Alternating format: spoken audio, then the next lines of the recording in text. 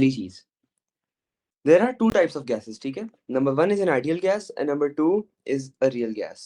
Ideal gas क्या होती है?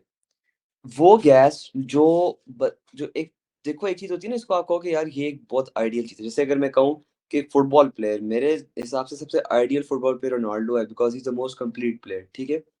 वो गैस जिसके अंदर कोई भी कोई भी इम्परफेक्शन ना हो, that is called ideal gas, ठीक है? और जो गैस बिल्कुल ही परफेक्ट गैस होती है, इसको आइडियल गैस बोलते हैं। बेसिकली आपका एक आइडियल, ठीक है, आपका एक रोल मॉडल आइडियल गैस, ठीक है? अब उसके अंदर भी ना उसकी चार assumptions होती हैं। अगर वो चार मीट करती है ना, तो वो गैस आइडियल गैस होती है, ठीक है? वो चार चीजें क्या हैं? If a gas is an ideal gas, there are no intermolecular forces between particles, ठीक है? पार्टिकल्स के दरमियान एक इंटरमॉलिक्यूलर फोर्सेस बिल्कुल भी नहीं होती। Particles themselves have negligible volume, particles के दरमियान नेग्लिजिबल वॉल्यूम होता है, बिल्कुल वॉल्यूम नहीं होता, ठीक है? Particles move randomly and collide with each other, और collision between particles are completely elastic. जब तक ये चार चीजें हैं ना, a gas will be completely an ideal gas. मगर हमारे एटमॉस्फेयर में कोई भी गैस आइडियल गैस नहीं होती। Every single gas is real gas. Real gas वो गैसेस हैं जो गैसेस हमारे इन्वायरमेंट में प्रेजेंट है। आइडियल गैस वो गैस है जो गैस को होना चाहिए, मगर गैस नहीं है ऐसी। क्यों नहीं है वैसी? उसके दौरान इंटरमॉलिक्यूलर फोर्सेज हैं, आईडीआईडी फोर्सेज हैं, वॉल्यूम ऑक्यूपाई करती हैं, ठीक है? आप टायर को इन्फ्लेट करते हो, वॉल्यूम है उसमें, इसका मतलब है कि वो आइडियल गैस नहीं है, रियल गैस है, ठीक है? रैंडमली मूव नहीं करती, और जब उसकी कोलिजन्स होती हैं वो इन इलास्टिक होती है, काइनेटिक एनर्जी लॉस हो जाती है, ठीक है? इन चार वजह से कोई भी गैस आइडियल गैस नहीं है, सब गैसेस रियल गैसेस होती हैं। यहाँ तक बात क्लियर हुई? जो क्लोजेस्ट गैसेस है ना to the ideal gas, that are helium and neon. Group 8 के अंदर टॉप टू है ना, वो क्यों? एक तो उनका मॉलिक्यूलर मास बहुत कम है, ठीक है? मॉलिक्यूलर मास कम है, so they can easily approach ideal gas behaviour. जितना हैवी होता है, उतना ज्यादा उसके अंदर इलेक्ट्रॉन ज्यादा होते हैं, उतनी आईडीआईडी फोर्सेज होती हैं, तो इंटरमॉलिक्यूलर फोर्सेज बढ़ जाती हैं, ठीक है? Actually all gases are real gas because they can not be completely ideal. अच्छा, अगर कोई रियल गैस को आप आइडियल गैस के करीब लेके जाना चाहते हो ना, ठीक है, अगर आप चाहते हो ना कि कोई चीज आइडियल गैस बने, तो आप एक लो प्रेशर पे कर सकते हो और हाई टेम्परेचर पे। क्यों? लो प्रेशर पे क्या होता है? लो प्रेशर पे देखो वॉल्यूम जो होता है, वॉल्यूम कम हो जाता है। तो यही बात है ना कि आप प्रेशर लो करते हो, एक पिस्टन है, पिस्टन को आप ऊपर खींच देते हो, वॉल्यूम बढ़ जाता है, वॉल्यूम कम हो जाता है, ठीक है? उसकी वजह से आपकी ये वाली स्टेटमेंट वेरीफाई होनी शुरू होती है, particles themselves are negligible volume. और secondly high temperature, high temperature पे क्या होता है? गैस एक्सपैंड करती है, एक्सपैंड करती है ना, तो उनके दरमियान इंटरमॉलिक्यूलर फोर्सेस कम हो जाती है। जब वो कम होती है, उसके थ्रू ये पता चलता है कि एक गैस जो है उसके दरमियान इंटरमॉलिक्यूलर फोर्सेस कम होना शुरू हो गए, so they approach ideal behaviour but they can never be completely ideal. यहाँ तक बात क्लियर हुई? मगर अगर आप प्रेशर को इंक्रीज कर देते हो और टेम्परेचर को कम कर देते हो, तो पता है क्या होता है? वॉल्यूम जो होता है वो नेग्लिजिबल नहीं रहता, और इंटरमॉलिक्यूलर फोर्सेस अपीयर हो जाती हैं। ये दो नंबर का सवाल होता है, ठीक है? ये why at higher pressure and low temperature gas is not an ideal gas? क्यों? उसमें एक तो वॉल्यूम अपीयर हो जाता है, एंड सेकेंडली उसमें इंटरमॉलिक्यूलर फोर्सेस, हाँ, एक तो उसमें वॉल्यूम अपीयर हो जाता है, एंड सेकेंडली उसमें इंटरमॉलिक्यूलर फोर्सेस अपीयर हो जाती हैं। अगर इंटरमॉलिक्यूलर फोर्सेस अपीयर हो जाएं, उसकी वजह से वो आइडियल गैस के बिहेवियर से डिविएट करके रियल गैस के बिहेवियर पर आ जाती है, ठीक है? आपको तीन रिलेशनशिप्स याद होने चाहिए आपकी। P is directly proportional to V, ठीक है? नहीं, P, sorry, P is P is inversely proportional to V is directly proportional to T, and T is directly proportional to P. जब आप इन तीन इक्वेशंस को इकट्ठा कंबाइन करते हो ना, आपके पास आइडियल गैस इक्वेशन बनती है, that is P V is equal to N R T. ये इक्वेशन है। This equation is only applicable if a gas is ideal gas. अब इन सिंबल्स का मतलब क्या है? P is the pressure of gas in Pascal. V is the volume of a gas in meter cube. N is number of moles of a gas. R is the gas constant 8.31, ये हर ideal gas का constant है, and T is temperature, ठीक है? अब इसमें अगर आप N और R को कांस्टेंट कर दो, ठीक है, आप K डाल दो, तो हम कह सकते हैं ना कि P is directly proportional to T, V is directly proportional to T, and P is inversely proportional to V। ये बात क्लियर हुई कैसे? अगर आप N R को कांस्टेंट कर दो, फिर तो हम डायरेक्ट रिलेशनशिप और इनवर्स रिलेशनशिप बना सकते हैं ना? सही है। अच्छा, ये बात याद रखो कि मीटर क्यूब को सेंटीमीटर क्यूब, अगर सेंटीमीटर क्यूब इसका मीटर क्यूब में करना है ना, तो सेंटीमीटर क्यूब को डिवाइडेड बाय 100 नहीं करते। देखो, सेंटीमीटर सेंटीमीटर सेंटीमीटर, तो 100 100 100, तो 6 जीरो आ जाएंगे, तब आपका मीटर क्यूब बनेगा, ठीक है? ये छोटी सी गलती बच्चे कर देते हैं। अच्छा, अब आप नंबर ऑफ मोल्स की जगह नंबर ऑफ मोल्स का फॉर्मूला भी सब्स्टिट्यूट कर सकते हो ना, मास ओवर मोलर मास। तो आप ऐसे भी तो लिख सकते हो कि P V is equal to mass into R into T divide by molar mass. तो इस तरह आप किसी भी गैस का एम आर भी कैलकुलेट कर सकते हो, if you have the temperature, pressure, volume and mass, ठीक है? बेसिकली आप मोल्स की इक्वेशन को सब्स्टिट्यूट कर दो। यहाँ तक बात क्लियर हुई?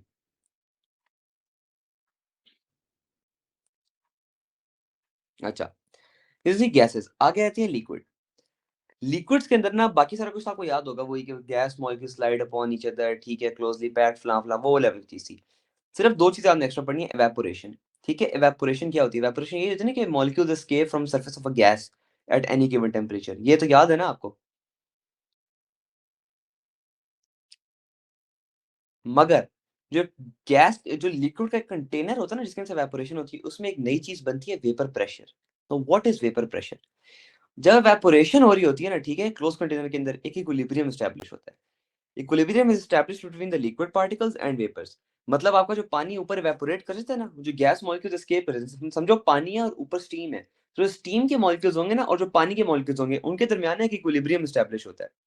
और जब rate of evaporation becomes equal to rate of condensation, मतलब फर्स्ट करो एक कोई चीज अगर इवेपोरेट कर रही है, ठीक है, वो इवेपोरेट होते ही फौरन ऊपर टेम्परेचर कम होगा हवा में, तो वो कंडेंस भी कर सकती है ना। ये देखो ये वाला जो लिक्विड है, ये ब्लू कलर का जो पार्टिकल पानी के अंदर पड़ा है, जब इवेपोरेट करेगा हवा में जाएगा, हवा में टेम्परेचर कम होगा तो वापस कंडेंस भी तो कर सकते हैं ना। इसलिए तो आपने देखा होगा कि आप एक ग्लास के ऊपर जब आप पानी बॉईल करो तो बाहर वाली सरफेस पे बबल्स आ रहते हैं और ड्रॉपलेट्स पानी के आ रहते हैं। कभी चीज नोट की है? हाँ, बबल्स क्या होता है? वो इसलिए आता है ना कि जैसे जब भी कोई गैस इवेपोरेट करती है, ऊपर टेम्परेचर कम होता है तो वापस कंडेंस कर जाती है, ठीक है।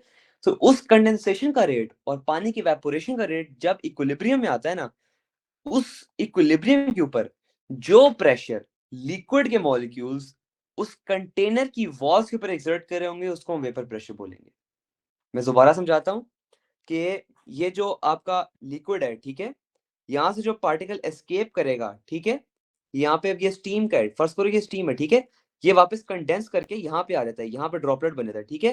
तो ये जो कंडेंसेशन है और ये जो वेपोरेशन है, जो रेट ऑफ वेपोरेशन होगा, मतलब evaporation per unit time, rate of evaporation होगा, कितने सेकंड में पानी के ड्रॉपलेट्स वेपोरेट कर रहे हैं, वो जब इक्विलिब्रियम में आ जाता है विद कंडेंसेशन का रेट, ठीक है, तब जो ये वाले पार्टिकल्स हैं, ठीक है, ये पार्टिकल जब इस वॉल के साथ कोलाइड करेंगे और जो प्रेशर एक्सर्ट करेंगे ना इस वॉल के ऊपर, उसको हम बोलेंगे वेपर प्रेशर। बात क्लियर हुई?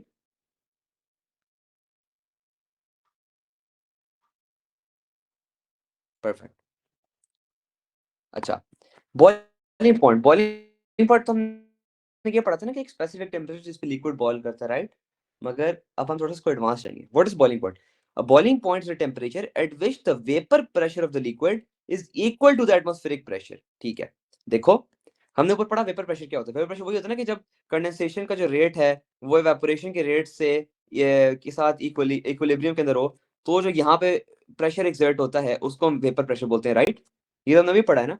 जब vapour pressure is equal to atmospheric pressure, हो जो हवा में एटमॉस्फेरिक प्रेशर नहीं, आपको ये बात तो पता है ना कि आप जब भी बैठे होते हो आपकी हवा के ऊपर एक एटमॉस्फेरिक प्रेशर होती है, ये बात तो पता है ना कि हर वक्त आपके ऊपर एक प्रेशर पड़ रहा है, वो कितने एटीएम है? हाँ, तो जितना ये फिजिक्स में हमने पढ़ा था ओ लेवल के अंदर कि वैसे 1 एटीएम होता है जो हर वक्त एटमॉस्फेयर के अंदर होता है। इस वक्त आप बैठी हो, आपके ऊपर भी एटमॉस्फेयर एक 1 एटीएम प्रेशर लगा रहा है।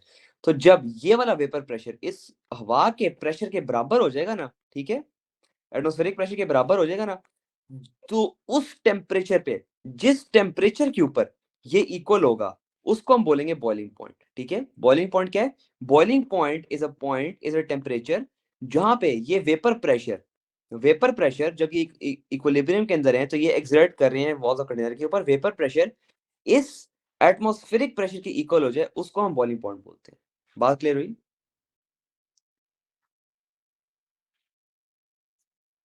परफेक्ट।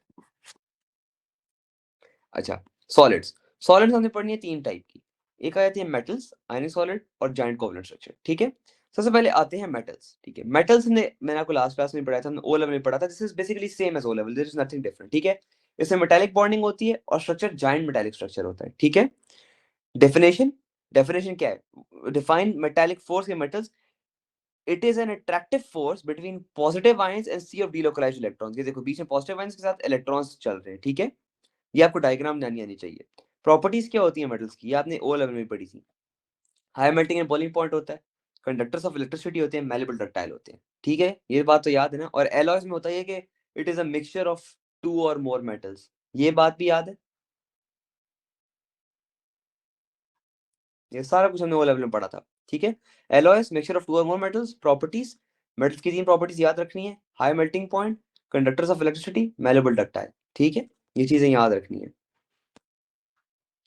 एलॉयस ज्यादा स्ट्रॉन्गर होते हैं, क्यों होते हैं, देखो alloys are stronger than pure metals because different size particles reduces sliding of atoms. हमने ओ लेवल में एक चीज पढ़ी थी कि ये देखो, वैसे जो जो मेटल्स होते हैं, ठीक है, वैसे जो मेटल्स होते हैं और जो सर्किट ट्रेंड पे काम करते हैं, ठीक है, वैसे तो जो मेटल्स होते हैं वो यूं होते हैं, ठीक है, यूं लेयर्स में पड़े हैं, ठीक है। अब आप यहां से अगर एक फ्रिक्शन एक स्लाइड लगाते हो तो ये मेटल्स यूं स्लाइड कर सकते हैं ना आपस में, ये यूं हो सकता है ना कि अलग हो जाए, ठीक है। अब इसके दरमियान तो फ्रिक्शन कम होगी क्योंकि इसके साइजेस सेम है। अब मैं कहता हूँ कि एक मेटल है, ठीक है, उसमें यूं करके यूं पार्टिकल्स पड़े हुए हैं, यूं पड़े हुए हैं, ठीक है। अब मैं इसके दरमियान अगर यहाँ से फोर्स लगाऊं और इसको अगर मैं स्लाइड कराऊं, ठीक है, तो इस बड़े होने की वजह से, ठीक है, इसके बड़े होने की वजह से इसके दरमियान ज्यादा कांटेक्ट नहीं होगा, ज्यादा कांटेक्ट होने की वजह से फ्रिक्शन ज्यादा नहीं होगी, होगी ना। तो ज्यादा फ्रिक्शन ओवरकम करने के लिए हमें ज्यादा एनर्जी देनी पड़ती है, इसीलिए इनका जो मेल्टिंग पॉइंट और बॉइलिंग पॉइंट होता है ना वो ज्यादा होता है देन प्योर मेटल्स। इसीलिए जो है ये जो है आपके एलॉयज जो है they are basically more stronger than pure metals, ठीक है।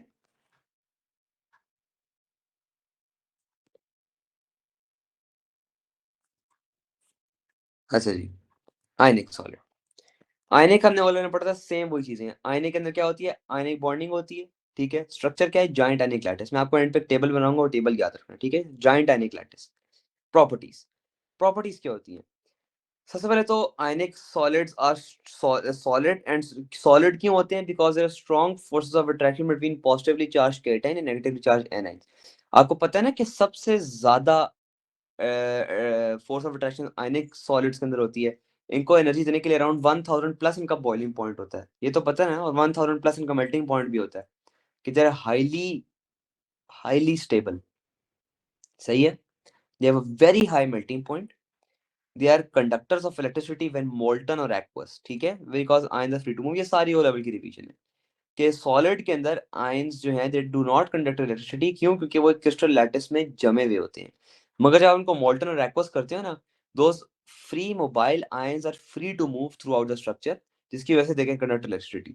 इसके अलावा ये ब्रिटल होते हैं क्योंकि जब हम इनको हीट करते हैं ना तो जो लेयर्स होती हैं एक क्रिस्टल लैटिस में रेंज होते हैं ना, जो लैटिस की लेयर्स होती हैं, जब वो लेयर्स आपस में डिस्प्लेस कर देती है ना, जो लाइक चार्जेस नहीं होते, पॉजिटिव पॉजिटिव नेगेटिव नेगेटिव, वो इकट्ठे हो रहते हैं डिस्प्लेस होने की वजह से। जब वो करीब होते हैं ना उनके दरमियान रिपल्जन होती है, वो farther away from each other, जब आप फोर्स अप्लाई करते हो वो आराम से टूट जाते हैं, मेकिंग इट ब्रिटल।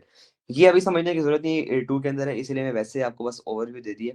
समझ आती है तो ठीक है, नहीं आती तो भाड़ में जाए, फर्क नहीं पड़ता। और दूसरा, ये सॉल्युबल इन वाटर होते हैं आयनिक सॉलिड्स, ये याद रखना। सॉल्युबल इन वाटर क्यों होते हैं, तो positive and negative ions can make an ion dipole force. Ion dipole force क्या होती है, देखो हमने पढ़ा था कि इसके ऊपर positive partial partial negative charges आ जाते हैं वाटर मॉलिक्यूल के ऊपर, ठीक है। वाटर मॉलिक्यूल का जो पॉजिटिव और नेगेटिव चार्ज होता है ना, ये देखो ये पॉजिटिव आयन है ना, तो इसका जो नेगेटिव पार्ट है ना वो इसके साथ अट्रैक्ट होगा, इसका नेगेटिव पार्ट इसके साथ अट्रैक्ट होगा, ये अभी हमने पढ़ा था। इसी तरह जो इसका ये वाला पॉजिटिव पार्ट है, ये इस नेगेटिव आयन के साथ अट्रैक्ट होगा, इस वाटर का ये पॉजिटिव पार्ट नेगेटिव आयन से अट्रैक्ट होगा। ये सारा हुआ मुझे बता देना, मैं स्लो हो जाऊंगा, ठीक है। Covalent solids, there are two types of covalent solids. ये चैप्टर डिट्टो हो ओ लेवल का, ठीक है, इसमें कोई सिर्फ दो नई चीजें मैं आगे पढ़ाऊंगा। There are two types of covalent solid, एक हमने पढ़ा था simple molecular structure and giant molecular structure, ठीक है। आता है ना कि हमने ओ लेवल वाला याद है या नहीं, सच सच बताना, याद है या नहीं। मैं यस याद, सही है। सिंपल मॉलिक्यूलर स्ट्रक्चर क्या होता है, ठीक है, आई टू हो गया, आइस हो गया, ठीक है, जितने भी मॉलिक्यूल्स होते हैं ना एक्सेप्ट चार, वो सारे सिंपल मॉलिक्यूलर होते हैं, उनके अंदर बॉन्डिंग कोवलेंट होती है। कोवलेंट बॉन्डिंग क्या होती है, शेयरिंग ऑफ इलेक्ट्रॉन, ठीक है। स्ट्रक्चर सिंपल मॉलिक्यूलर होता है, ठीक है। और इसका जो वो होता है ना, स्ट्रक्चर सिंपल मॉलिक्यूलर होता है, और आप कह लो बस सही है, सिंपल मॉलिक्यूलर, ठीक है, हाँ। प्रॉपर्टीज क्या होती है, low melting and boiling point होती है, क्यों, क्योंकि weak intermolecular force of attraction होती है। दूसरा वॉन वॉल फोर्स होती है, लंडन फोर्स हमने पढ़ी थी। आइस के हाइड्रोजन बॉन्ड हो गई, पोलर मॉलिक्यूल्स के दरमियान पीडी पीडी हो गई, इसके अलावा आपकी नॉन पोलर के दरमियान आईडी होगी, इनमें वॉन्डरवॉल फोर्सेस होती हैं, इंटरमॉलिक्यूलर फोर्सेस होती हैं, low melting and boiling point होंगे, वीक इंटरमॉलिक्यूलर फोर्सेस होती हैं, और तीसरा mostly are insoluble in water, ठीक है, एक्सेप्ट कुछ। सही हो गया। अब आते हैं जाइंट।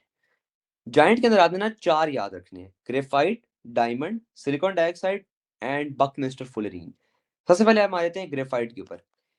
ग्रेफाइट का structure that is giant molecular structure. इसका क्या था, सिंपल मॉलिक्यूलर, इसका है जाइंट मॉलिक्यूलर, ठीक है। डायमंड में आप एक बात याद रखो, आपको पता है ना कार्बन 4 बॉन्ड बनाता है, ये तो पता है ना, कार्बन के 4 बॉन्ड होते हैं, ग्रुप 4 के अंदर होता है, राइट। जो कार्बन है नहीं है इसके अंदर, हर कार्बन एक दूसरे कार्बन के साथ बॉन्ड बना लेता है, ठीक है। तो कार्बन 4 कार्बन के साथ बॉन्ड बना लेते हैं, टेट्राहेड्रल टाइप ऑफ शेप बनती है। हमने ओ लेवल में बनाई भी थी कि ये कार्बन यूं 4 कार्बन के साथ जुड़ेगा, ठीक है, ये अगले 4 कार्बन के साथ जुड़ेगा, ये उससे अगले 4 कार्बन के साथ जुड़ेगा, ठीक है, ये यूं करके जुड़ता रहेगा, ठीक है। इस तरह करके ना एक टेट्राहेड्रल टाइप शेप बन जाती है, वो हमारी डायमंड की शेप होती है।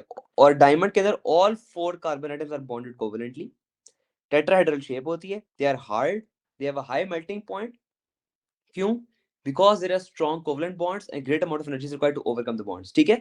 आपको सवाल आता है कि why are simple molecular structures, क्या कहते हैं, why do simple molecular structures have low melting point. आप बताओ कि there are weak intermolecular force of attraction, so less amount of energy is required to overcome the attraction. उसमें हम intermolecular forces की बात करोगे।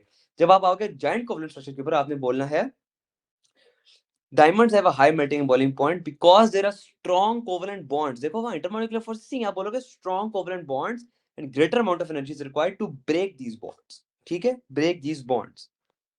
They do not conduct electricity, क्यों? हर carbon ने 4 बॉन्ड बनाए हुए हैं, तो ultimately there is no valence electron mobiles available, ठीक है। नो वैलेंस मोबाइल इलेक्ट्रॉन्स होंगे ही नहीं, तो फिर आपका आराम से it can not conduct electricity, क्योंकि कोई इलेक्ट्रॉन स्ट्रक्चर के थ्रू मूव ही नहीं कर सकता। They are also used for cutting, ठीक हो गया। कटिंग के लिए यूज होते हैं, बिकॉज क्यों? Because they are hard. Atoms are strongly bonded है, क्यों? कि 4 कार्बन एटम हर किसी के साथ जुड़े हुए स्ट्रॉन्ग कोवेलेंट बॉन्ड्स हैं, उसकी वजह से वो हार्ड होते हैं, that is why they are used for cutting. Plus atoms जो होते हैं they do not wear out. Normally होते हैं ना कि अगर आप कोई चीज यूज करो या लेड यूज करो, कोई चीज यूज करो, आपको शार्प करनी पड़ती है, इसको शार्प नहीं करना पड़ता, बिकॉज का इसका जो कार्बन है ना वो इस तरह बॉन्ड हुआ है कि वो वेयर आउट ही नहीं करता, so that is why it is used in cutting. Plus it is also insoluble, ठीक है, ये कभी भी डिसॉल्व नहीं करता किसी चीज में। साथ ही रहता है आपका ग्रेफाइट, ये भी कार्बन का है, याद रखो, दिस इज आल्सो कार्बन, ठीक है। मगर कार्बन बनाता है 4 बॉन्ड, इसमें कार्बन सिर्फ 3 बॉन्ड बनाता है, ठीक है। ग्रेफाइट के अंदर 3 out of 4 carbon carbon bonds are bonded covalently.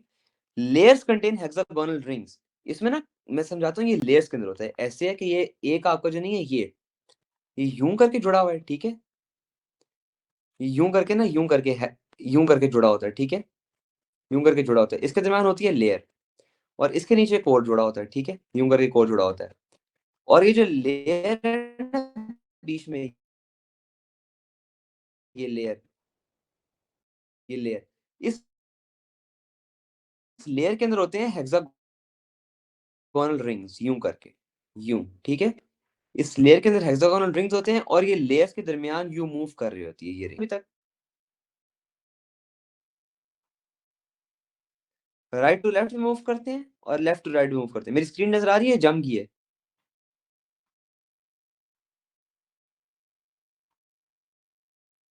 सही है, ठीक है, दे मूव, रुको मैं, हाँ ठीक है। तो उसकी वजह से चूंकि वो हेक्सागोनल रिंग्स मूव करते हैं ना, वहां पे एक इलेक्ट्रॉनिक क्लाउड होता है। क्यों? देखो 3 out of 4 carbon atoms bonded है ना, तो एक इलेक्ट्रॉन तो फारिग है, ठीक है। वो जो एक इलेक्ट्रॉन फारिग है ना, वो डीलोकलाइज हो जाता है। जब वो डीलोकलाइज होता है, वो काफी सारे कार्बन के इलेक्ट्रॉन्स आपस में एक इलेक्ट्रॉन क्लाउड बना लेते हैं। और जो इलेक्ट्रॉन क्लाउड है ना, वो हेक्सागोनल रिंग जो नहीं है इसके दरमियान, लेयर्स के दरमियान, उसके अलोंग वो मूव करता है।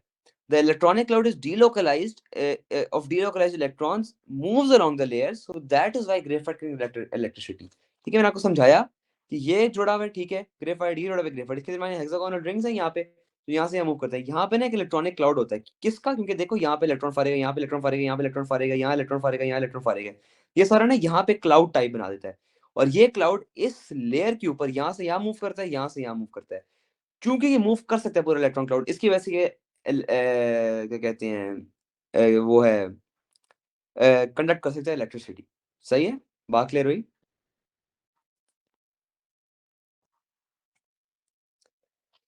They are also soft. Graphite hard थे, वो डायमंड हार्ड था, दे आर सॉफ्ट। व्हाई?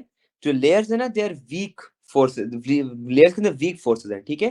जिस तरह मैंने आपको बताया कि यहाँ ग्रेफाइट जुड़ा हुआ है, यहाँ ग्रेफाइट जुड़ा हुआ है, यहाँ जो लेयर है, ठीक है, इस लेयर के दरमियान ना यहाँ डॉटेड हाइड्रोजन, डॉटेड बॉन्ड होते हैं, हाइड्रोजन बॉन्ड्स होते हैं, ठीक है। हाइड्रोजन बॉन्ड नहीं है, याद रखो, हाइड्रोजन बॉन्ड नहीं है। हाइड्रोजन बॉन्ड किसके दरमियान होता है? H bonded to F O N. यहाँ तो कोई हाइड्रोजन है नहीं, सिर्फ कार्बन कार्बन कार्बन है। लेकिन ये जो ये बॉन्ड है ना, ये इंतहाई वीक होता है। ये वीक वीक होता है ना, आप यहाँ से नीचे फोर्स डालो, प्रेस करो इसके ऊपर, तो ये आपस में एक दूसरे के ऊपर स्लिप कर जाते हैं। जब ये स्लिप कर जाते हैं ना, हमने ओ लेवल में पढ़ा था कि ये यहाँ पे फोर्स डालेंगे, ठीक है, अब ये वाला इधर चला जाएगा, ये वाला पार्ट इधर चला जाएगा, ये आपस में स्लिप करते हैं। जब ये स्लिप करते हैं ना, उसकी वजह से they are extremely soft and they can also be used in lead, ताकि ये आपस में स्लाइड कर सकें। समझ आई? कि अब आप पेंसिल से लिखते हो तो पेंसिल क्यों लिखती है? क्यों? वो आपस में जो बेसिकली जो लेयर्स होती है ना, वो आपस में स्लाइड कर रही होती है, इसलिए आप पेपर के ऊपर पेंसिल से लिख सकते हो। And they are also used as a lubricant.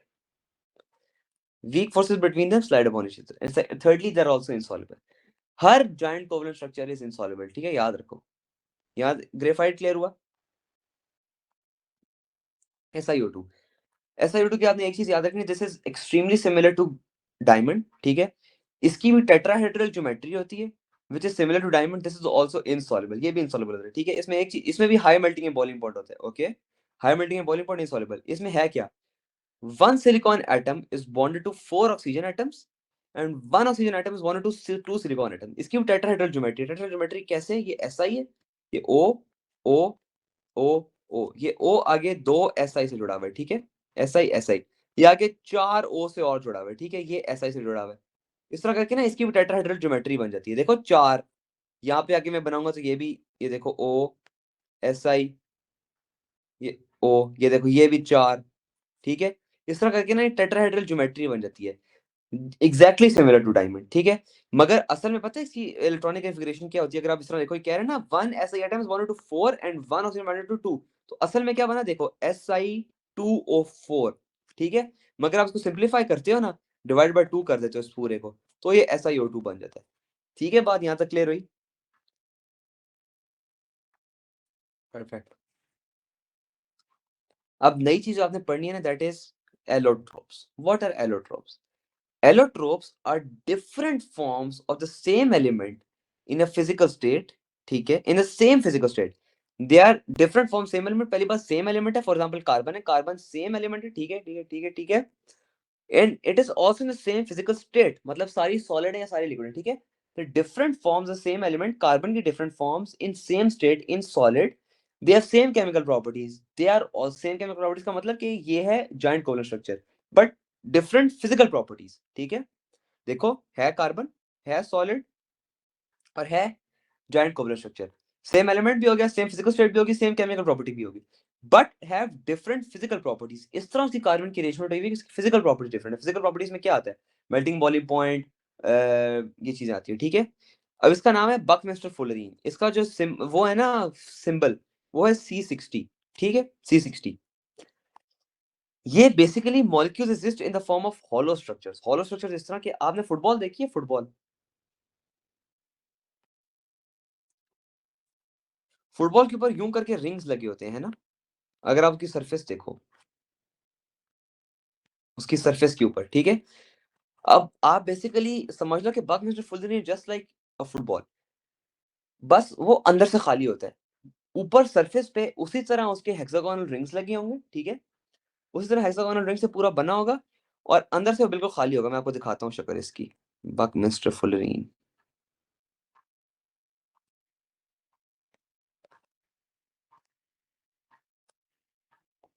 ये देखो, जिस तरह फुटबॉल नहीं होती फुटबॉल, ये देखो। आपने झूला भी देखा होगा जिसपे वो लगी होती हैं बार्स वगैरह, आप उनको चढ़ सकते हो ऊपर। हाँ, बिल्कुल वैसे है, देखो अंदर से खाली और ऊपर से फुटबॉल की तरह है। मेरे पास एक पिक्चर भी है झूले की, मैं दिखाता हूँ। मैंने ना एक दफा ली थी पिछले साल, एक सेकंड मेरे पास निकल आएगी।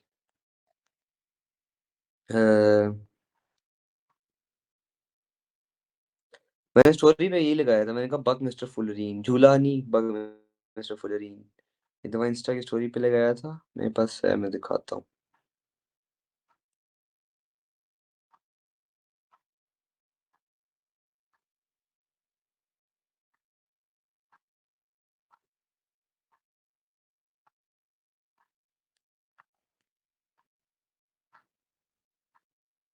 हाँ हाँ, उधर भी है, बिल्कुल है, बिल्कुल है।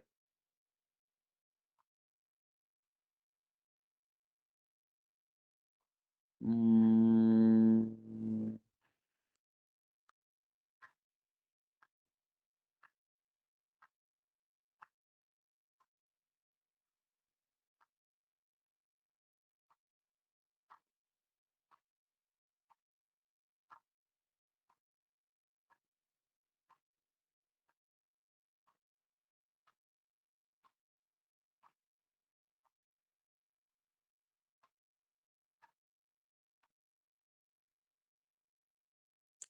ये देखो, ये मैंने स्टोरी लगाई थी, ये बकमिस्टर फुलरी है।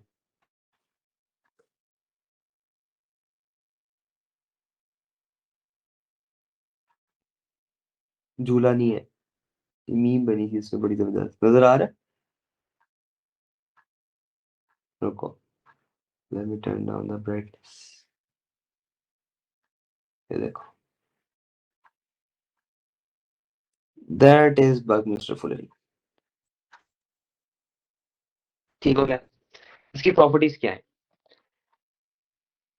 Molecules exist in the form of hollow structure. It exists as C60 molecules, so its molecules are graphite type structure. ठीक है, इसका स्ट्रक्चर है ना वो बिल्कुल ग्रेफाइट की तरह है। क्यों? क्योंकि ये अंदर से हॉलो है, बिल्कुल सही है। और 60 मॉलिक्यूल्स हैं, तो देखो 60 डिवाइड बाय 3 कितना होता है? 60 डिवाइड बाय 3 बॉन्ड से जुड़ा हुआ है, तो उस तरह आप कह सकते हो कि this is also it has a graphite type structure. Hexagonal, hexagonal का मतलब क्या होता है? एक कार्बन के 3 बॉन्ड्स बनाते हैं, उसी तरह आप देख लो, ये कार्बन 3 बॉन्ड्स बना रहे हैं, ठीक है। हेक्सागोनल रिंग है और इसकी शॉकर शेप स्ट्रक्चर होती है, हॉलो शेप होती है। ईच बॉल या molecule consist of hexagonal and pentagonal ring on surface with hollow from the inside like a soccer ball, जैसा मैंने आपको समझाया, ठीक है। इसका less melting point than graphite है, ठीक है। बेसिकली इसको आप कंपैरिजन करते हो ग्रेफाइट से। मेरी स्क्रीन नजर आ रही है ना? स्टक तो नहीं हुई?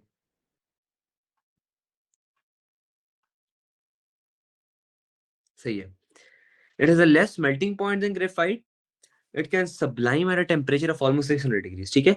नॉर्मली ग्रेफाइट 900 1000 तक जाता है, डायमंड 2400 तक जाता है, सारे हाई हैं, ठीक है। It has a less melting point than graphite, और ये ना लिक्विड से पहले डायरेक्ट सब्लाइम होता है। देखो, it can sublime at a temperature of 600 degrees, ठीक है। It is a poor conductor than graphite due to small molecules. इसके ना बेसिकली ग्रेफाइट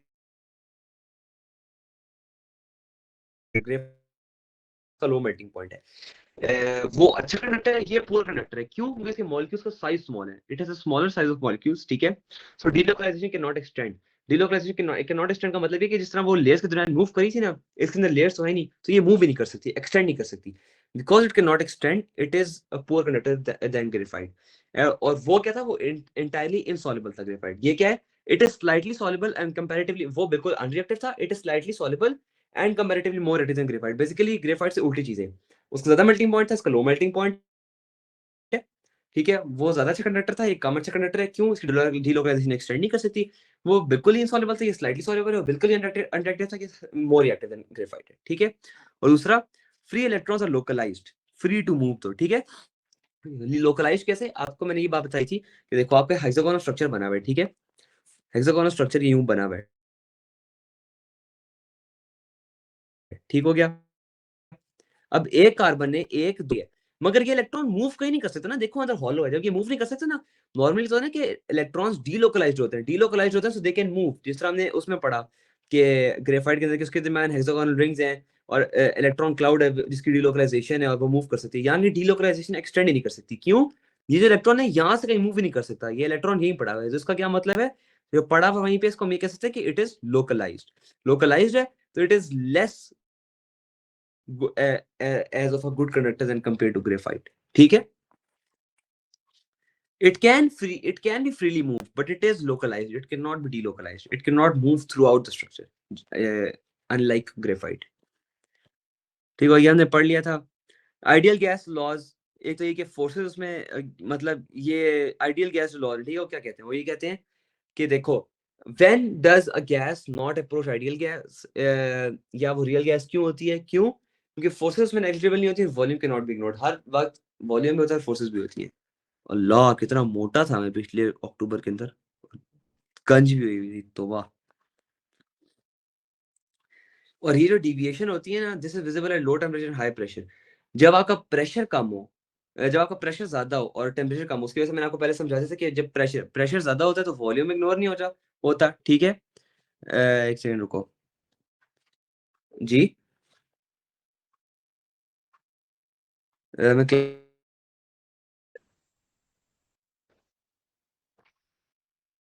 अच्छा, मैं बाद में कॉल कर लेता हूँ, मैं क्लास ले रहा हूँ, क्लास रिकॉर्ड हो रही है। ओके। अच्छा, और ये क्लास यूट्यूब पे चढ़नी थी by the way. This deviation high pressure, ठीक है? लो टेम्परेचर पे क्या होता है? लो टेम्परेचर के ऊपर आपकी फोर्सेस जो है वो नेग्लिजिबल नहीं रहती, फोर्सेस अपीयर होती हैं, इंटरमॉलिक्यूलर फोर्सेस रहती हैं, पीडी पीडी, आईडी आईडी, और आपकी हाइड्रोजन बॉन्ड्स, ठीक है? या तो मैं कहाँ से वैसे क्लास वो रिकॉर्ड कर लो, चलो मुझे खुद ही करनी पड़ेगी। Okay, easy easy. अरे तुम्हारी बारी में कर लूँगा, डोंट वरी, इजी सी। हाफिज। अच्छा, and that finishes the chapter. बस ये छोटा सा चैप्टर था। कोई चीज समझ नहीं आई अभी पूछ लो। परफेक्ट। पास्ट पेपर प्रैक्टिस करना इसकी लिटरली बहुत आसान है। आधे से ज्यादा पास्ट पेपर है सिर्फ ये पीवी इक्वल्स टू एनआरटी के, और ये कर लो, ये काफी इंपॉर्टेंट इक्वेशन है, ठीक है? ये आगे फिजिक्स A2 में भी काम आएगी, फिजिक्स में काम आएगी, ठीक है? तो just make sure you do your past papers, और इसके इसके बहुत आराम से हो जाएंगे, मेरी गारंटी है। ये बच्चों वाला चैप्टर था। चलो फिर आज के लिए छुट्टी, इंशाल्लाह मैं टेस्ट कल तक सारे दे दूंगा, और सैटरडे संडे फिजिक्स होगी इंशाल्लाह। संडे शायद ना हो पाए, सैटरडे होगी। चलो, अल्लाह हाफिज।